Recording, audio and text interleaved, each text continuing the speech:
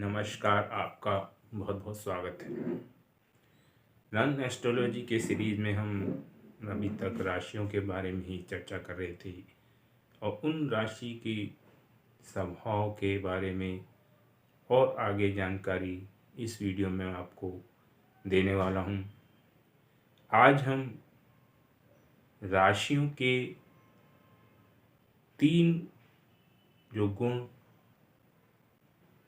Main होते हैं उनके बारे में चर्चा करेंगे। जैसे कि आप जानते हैं, हमारे ब्रह्मांड में 5 तत्वों को मान्यता दी गई है: अग्नि, पृथ्वी, वायु, जल और आकाश। उसी प्रकार 3 गुणों को बताया गया है: सतोगुण, रजोगुण और तमोगुण। जैसे कि सतोगुण के बारे में आप शायद जानते भी होंगे।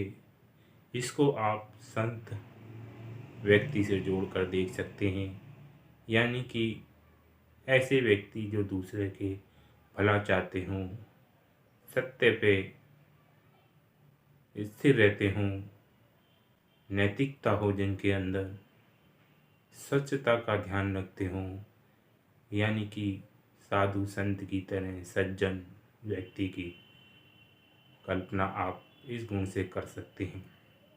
वहीं अगर हम रजोगुण की बात करें तो जैसे सत से संत को हमने जोड़ा है, वैसे ही रज से हम राजा को जोड़कर देखें तो राजा वाले गुण, यानी कि सब प्रकार की चीज़ों का भोग विलास करना, वैभव,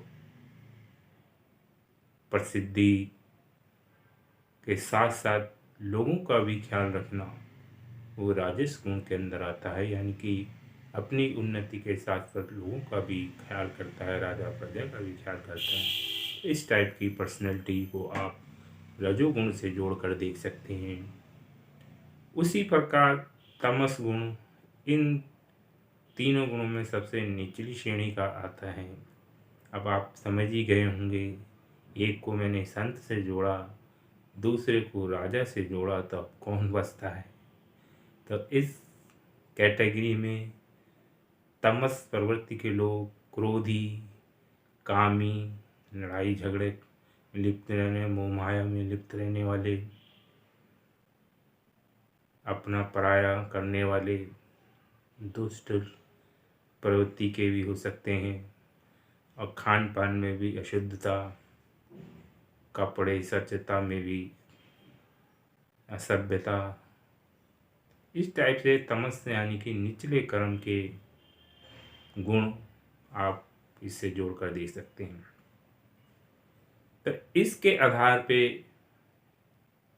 आप किसी व्यक्ति के स्वभाव के बारे में कुछ बता सकते हैं, लेकिन आप सीधे सीधे ये ना कह दें किसी व्यक्ति से अगर तमस गुण वाला है।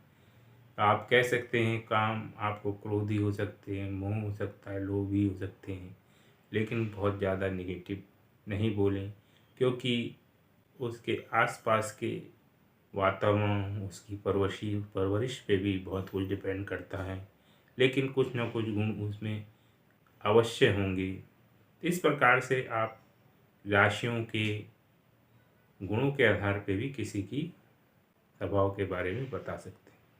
तो इन 3 गुणों में हमको 12 राशियों को डिवाइड करना है, क्योंकि हमारे पास 12 राशि होती हैं। तो हर एक गुण की कम से कम 4 राशियाँ आपको प्राप्त होंगी, यानी कि 4 राशि ऐसी होंगी जिनमें इस एक प्रकार का गुण सतोगुण हो सकता है, दूसरी 4 प्रकार की राशियों में रजोगुण होगा और जो बची हुई 4 राशियों में तमोगुण प्रधानता होगी। तो आइए जानते हैं कौन सी राशि हमारी सतोगुण की है, कौन सी रजोगुण की और कौन सी तमोगुण की। सर्वप्रथम सतोगुण वाली राशि की बात कर लेते हैं।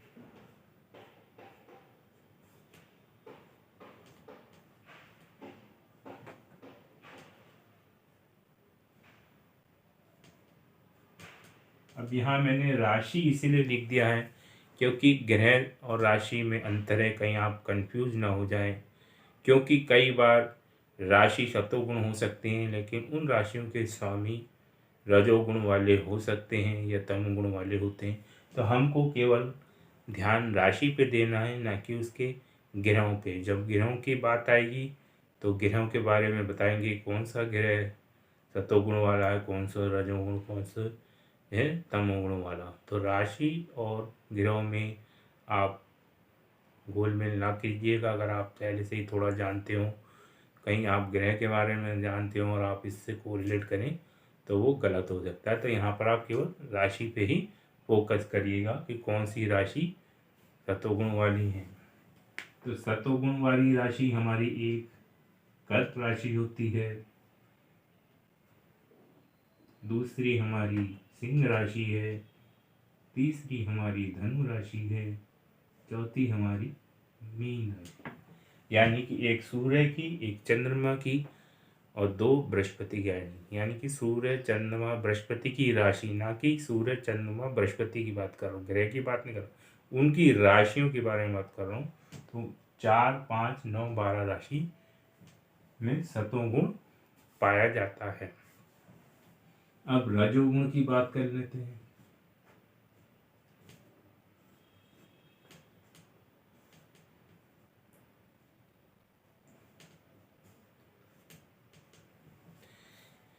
इसमें आपकी 1 नंबर, 8 नंबर, यानी कि मंगल की राशियां, मंगल की राशि की बात कर रहे हैं, मंगल की बात नहीं कर रहे हैं। और 2 और 7 यानी कि शुक्र की राशि, शुक्र की राशि की बात कर रहे हैं, शुक्र की बात नहीं कर रहे हैं। यानी कि 1 नंबर, 8 नंबर, 2 नंबर और 7 नंबर वाली राशियों में रजोगुण प्रधानता होती है। अब तमोगुण राशि की बात कर लेते हैं।